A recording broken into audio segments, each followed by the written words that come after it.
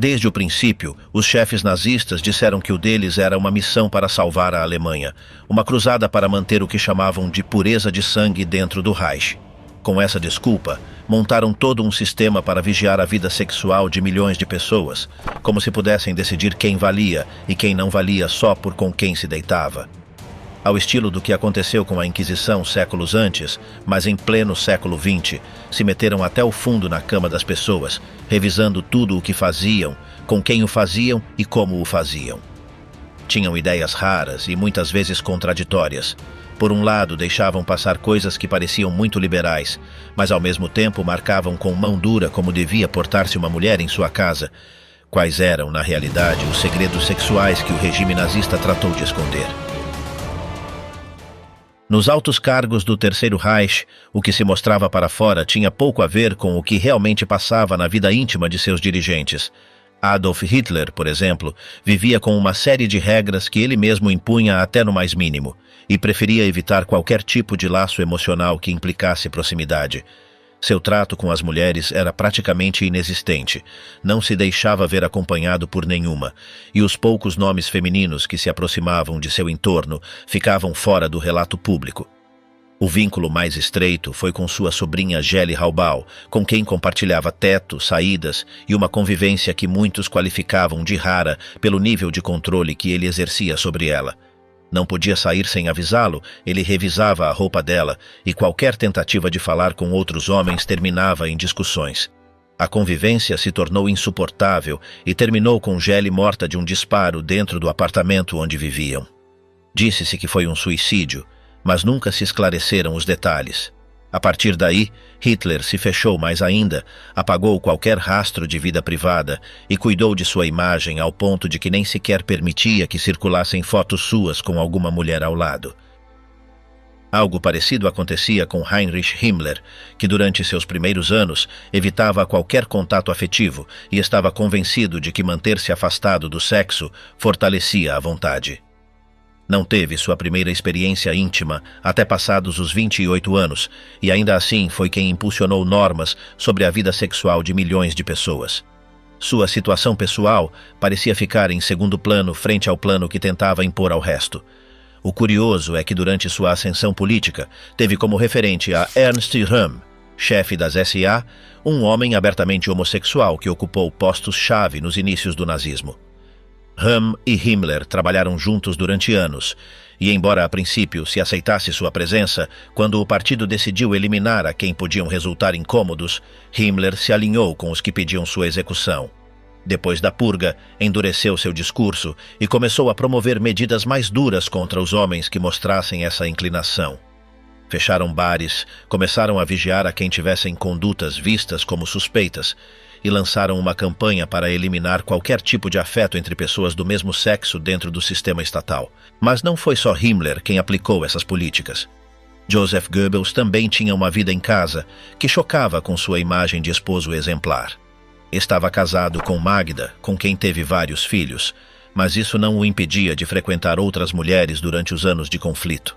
Sua esposa sabia, mas mantinha a fachada de família tradicional. As aventuras eram conhecidas por muitos dentro do regime, mas o tema não era mencionado. Magda, inclusive, buscava aproximar-se de figuras do entorno de Hitler, tratando de encontrar espaços de poder que normalmente não eram permitidos às mulheres. Apesar disso, nunca lhe foi dado um papel real em decisões importantes. A ela e as demais eram atribuídas tarefas menores, como anfitriãs, organizadoras de eventos ou figuras decorativas em atos públicos. A mensagem do partido era clara: as mulheres deviam ficar em casa, ter filhos, apoiar seus maridos e não se meter em temas políticos. Martin Bormann, em contrapartida, levava uma vida completamente distinta do que o regime dizia promover. Sua relação com Gerda, sua esposa, incluía acordos explícitos para que ele pudesse estar com outras mulheres. Ela não só aceitava, como compartilhava ideias como legalizar a poligamia se isso ajudasse a aumentar o número de nascimentos. Nas cartas que trocavam, falavam de como organizar o ano para que ele pudesse ter descendência com várias companheiras. Gerda, que teve 9 filhos em 13 anos, inclusive propôs que os homens arianos mais aptos deveriam poder reproduzir-se com distintas mulheres ao mesmo tempo como parte de uma estratégia populacional. Embora essas propostas não se oficializassem, circulavam entre os chefes do partido e eram comentadas em reuniões fechadas. Enquanto isso acontecia, Hitler continuava ocultando sua vida afetiva. Eva Braun foi a mulher que mais tempo esteve ao seu lado, mas sempre fora do foco. Não aparecia em cerimônias públicas, não tinha cargo algum no partido e vivia praticamente isolada. Durante anos, não se reconhecia sua existência publicamente e só nos últimos momentos, quando tudo já estava perdido, aceitou casar-se com ela umas horas antes de morrer. Antes disso, qualquer referência ao seu vínculo ficava fora dos arquivos ou imagens oficiais. Tudo o que pudesse deixar alguma pista de sua vida amorosa era eliminado. A Gestapo se encarregava de que nada sobre sua privacidade se filtrasse e, se alguém falasse demais, desaparecia do entorno. Ao mesmo tempo em que mantinham esse secretismo, eram postos em prática programas como o Lebensborn, onde eram escolhidas mulheres consideradas aptas racialmente para ter filhos com membros da SS. Nesses centros, não se pedia que houvesse uma relação afetiva. O que se buscava era assegurar a reprodução do que eles chamavam de raça ideal. Os bebês nasciam em lugares controlados e as mães ficavam ali até se recuperarem. Depois, avaliava-se se podiam repetir o processo com outros oficiais. Esses espaços eram vendidos como ajuda a mães solteiras, mas na realidade funcionavam como fábricas de futuros combatentes. Nunca se falava de amor, nem de casal, nem de vida privada. Tudo girava em torno do papel biológico que cada um podia cumprir para o Estado. Essa lógica também influenciava as decisões do regime. Foram aprovadas leis que restringiam o ingresso das mulheres na universidade, negava-se a elas o direito de ocupar cargos importantes e seu papel ficava limitado a criar, cuidar e acompanhar. As que tentavam se formar ou trabalhar em outras áreas eram deixadas de lado. No máximo, podiam ingressar em grupos auxiliares do partido, mas sem poder real. Enquanto isso, os chefes do sistema gozavam de benefícios, viajavam com suas parceiras ocultas e decidiam em nome de uma moral que nem sequer respeitavam em sua vida diária. Tudo isso respondia a uma contradição que nunca foi resolvida. Por um lado, a mensagem oficial repetia o ideal de ordem, pureza e família estruturada. Por outro, no privado, os protagonistas desse plano faziam o que queriam, sempre que não afetasse a imagem pública. E em meio a essa hipocrisia, as mulheres ficavam relegadas a papéis secundários, usadas apenas quando serviam para os interesses dos de cima. O resto, fora do quadro. As poucas que conseguiram ficar perto do entorno de comando o conseguiram porque sabiam se mover com cuidado. Leni Riefenstahl, por exemplo, não estava ali por ser parceira de ninguém, mas pelo que contribuía como diretora. Seu trabalho foi chave para levantar a estética visual do sistema, desde as grandes concentrações até os desfiles. Sua proximidade com Hitler não era romântica, mas também não distante. Tinha acesso a lugares onde quase ninguém podia entrar, o que a tornava uma figura incômoda para certos altos cargos. Mesmo assim, jamais ocupou nenhum posto oficial, nem lhe foi permitido opinar em decisões. Mantinha-se em uma zona ambígua, útil para o que fosse necessário, mas sem voz própria. Enquanto isso ocorria, nos campos de concentração, o sexo seguia outra lógica. Não havia lugar para laços verdadeiros nem espaço para emoções. As interações estavam marcadas pelo medo, pela imposição e pela desigualdade total. Alguns chefes armavam encontros com prisioneiras forçadas a ter contato físico como parte do funcionamento diário do local. Isso era feito sem nenhuma norma clara, mas com conhecimento dos que mandavam. Foram instalados prostíbulos dentro de vários centros, com horários estabelecidos, listas de entrada e checagens médicas. As internas eram trasladadas de um lugar para outro sem opção de escolher, e eram selecionadas sob critérios arbitrários. Era uma estrutura paralela, montada com a desculpa de manter a disciplina entre os reclusos ou premiar os que colaboravam com o regime. Mas, na prática, era uma rede de exploração constante validada pelos escritórios superiores. Alguns desses lugares chegaram a ser regulamentados. Eram ambientados como pensões comuns, com camas organizadas, lençóis limpos e pessoal que controlava a entrada. Os homens entravam com um vale, passavam uns minutos e saíam. Não era permitido falar, nem fazer perguntas, e qualquer gesto fora do permitido era proibido. As mulheres, em sua maioria presas por razões políticas ou raciais, não recebiam compensação. Se recusassem, eram sancionadas. Se adoecessem, eram substituídas. O número de afetadas era variável e não há uma contagem precisa de quantas passaram por esse sistema. O controle sobre os corpos também alcançava os vínculos entre presos.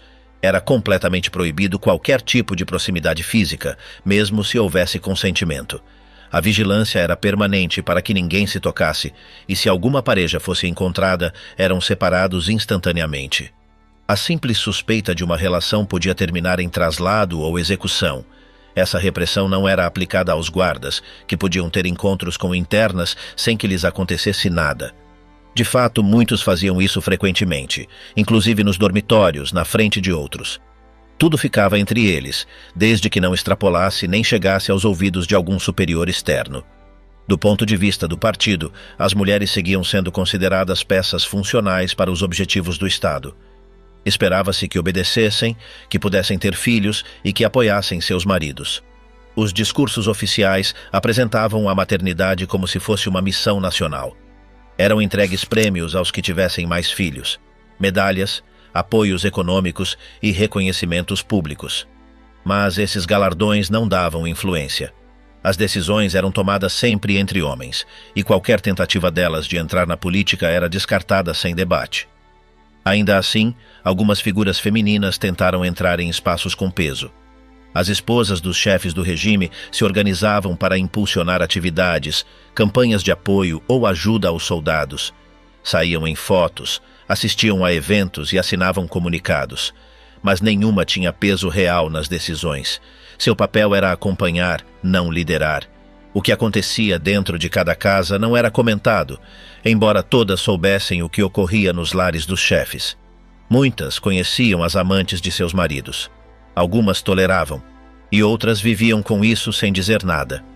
Formou-se uma rede de silêncios, pactos e acordos implícitos que permitia aos homens fazer o que queriam, sem comprometer sua imagem pública. No fundo do sistema, as que não se encaixavam eram descartadas sem rodeios. As lésbicas, por exemplo, não eram perseguidas com tanta dureza quanto os homens homossexuais, mas eram vistas como desviadas. Algumas terminaram em campos por isso, outras eram vigiadas em seus empregos ou expulsas de suas casas. O regime preferia fazê-las desaparecer antes de enfrentá-las de frente. Não eram vistas como uma ameaça política, mas sim como um erro dentro do modelo familiar que se queria impor. Em documentos oficiais aparecem descritas como deslocadas, sem função reprodutiva ou incapazes de cumprir seu papel biológico.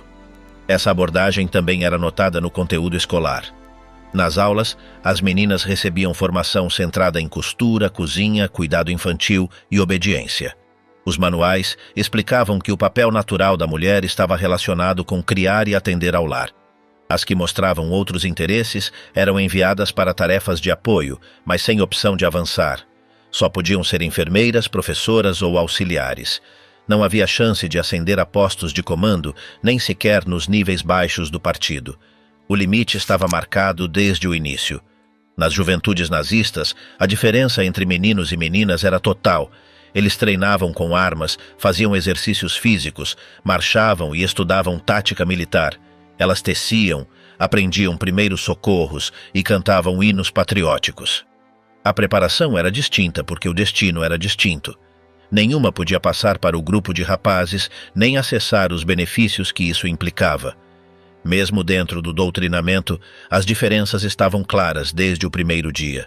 Também havia pressão sobre os soldados a respeito de sua vida íntima. Repetia-se a ideia de que deviam manter-se retos, evitar contatos com mulheres estrangeiras e não se distrair com desejos que os afastassem de sua tarefa.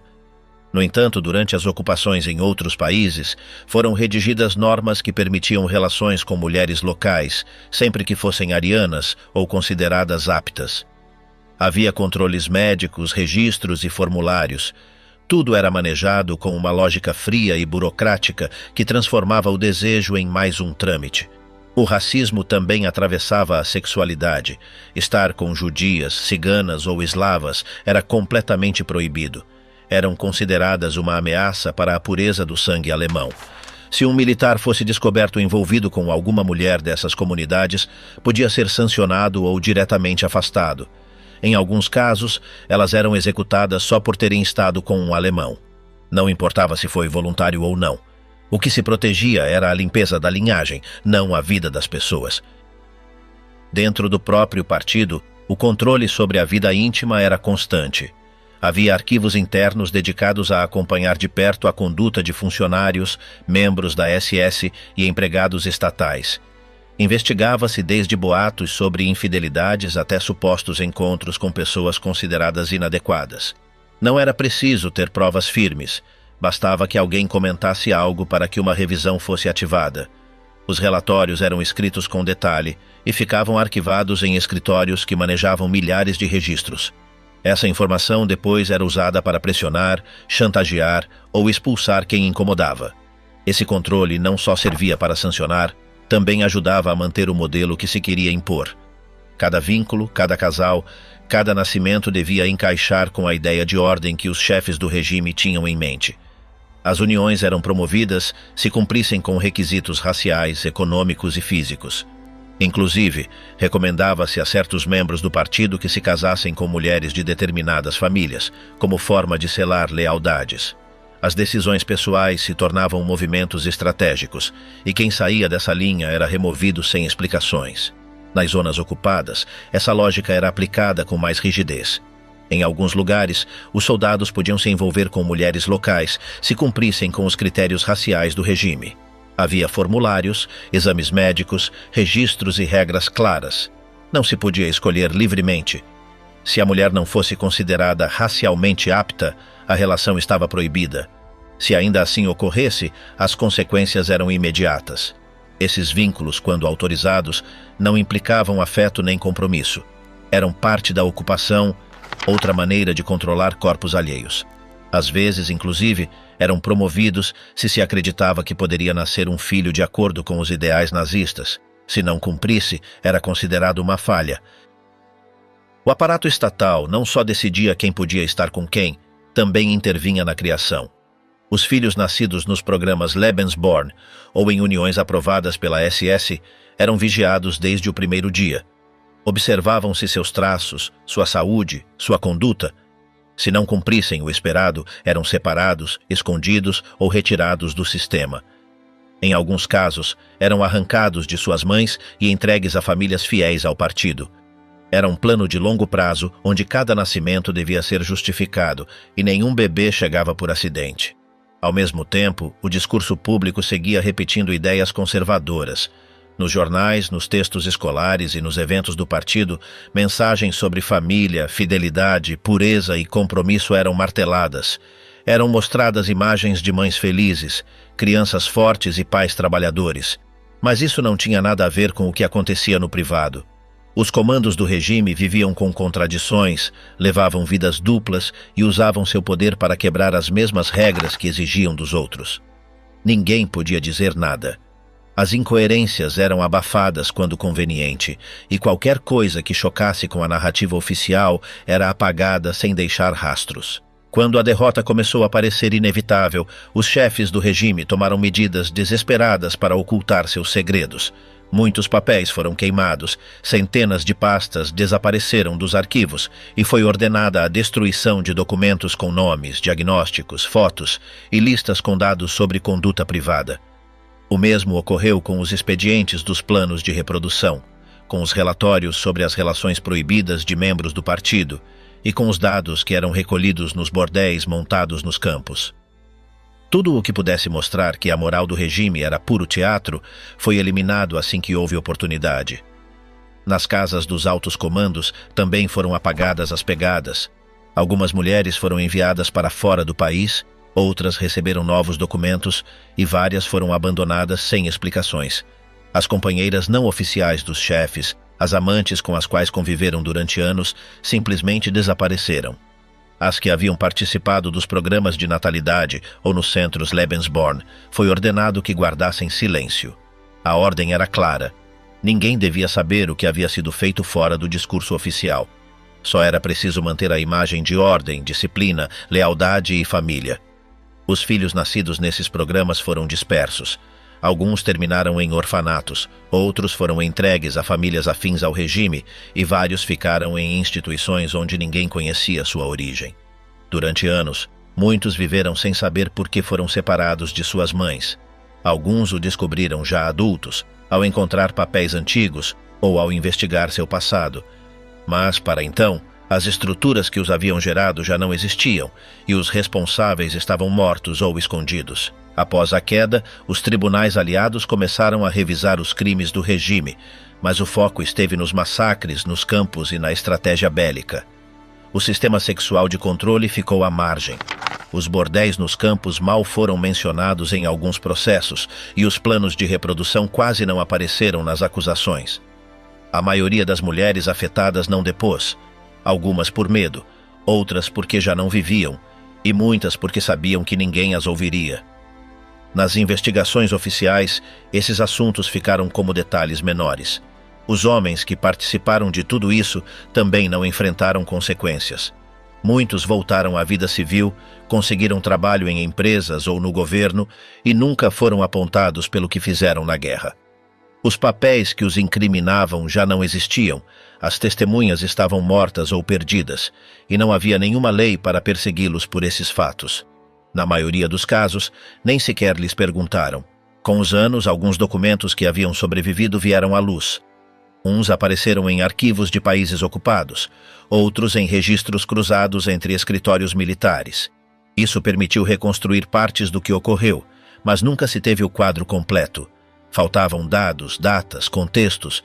Muitos relatórios estavam incompletos ou haviam sido alterados. Ainda assim, pôde-se entender a magnitude desse sistema, o nível de vigilância que foi aplicado sobre a vida privada de milhões de pessoas e como os chefes do regime o usaram como outra ferramenta para reforçar seu poder. Na Alemanha, por décadas, esse tema foi evitado. A reconstrução nacional priorizou outras frentes, e os crimes sexuais cometidos sob o nazismo ficaram esquecidos. Não se falava disso nos discursos públicos, não estava nos livros escolares, nem era mencionado nos atos oficiais. Só alguns pesquisadores, por conta própria, se atreveram a tocar nesse assunto, e o fizeram com provas incompletas e testemunhos dispersos. Foi um caminho lento, cheio de obstáculos, marcado pela resistência daqueles que não queriam remover esse passado. Com o tempo, começaram a surgir histórias de mulheres forçadas a estar nos bordéis dos campos, de filhos do Lebensborn que buscavam suas mães, e de ex-soldados que admitiam ter tido benefícios sexuais por seu posto. Esses relatos apareciam em livros, entrevistas ou documentários, mas sempre de forma solta. Nunca houve uma revisão a fundo, nem um processo geral por esses delitos. O regime já havia caído, os principais responsáveis não estavam, e a maioria das vítimas havia aprendido a calar. Hoje, parte dessa informação está distribuída em arquivos militares, em relatórios de inteligência dos aliados, ou em documentos que sobreviveram por sorte. A narrativa tradicional do nazismo quase nunca menciona esses aspectos. Fala-se de guerra, ideologia e política, mas evita-se entrar no que acontecia na vida privada daqueles que comandavam tudo. No entanto, os fatos continuam ali, anotados em papéis secos que contam sobre nascimentos dirigidos, encontros forçados, relações controladas e privilégios escondidos. A história pública foi escrita com desfiles e discursos, mas a outra ocorreu em quartos fechados, clínicas controladas e quartos onde ninguém entrava sem permissão.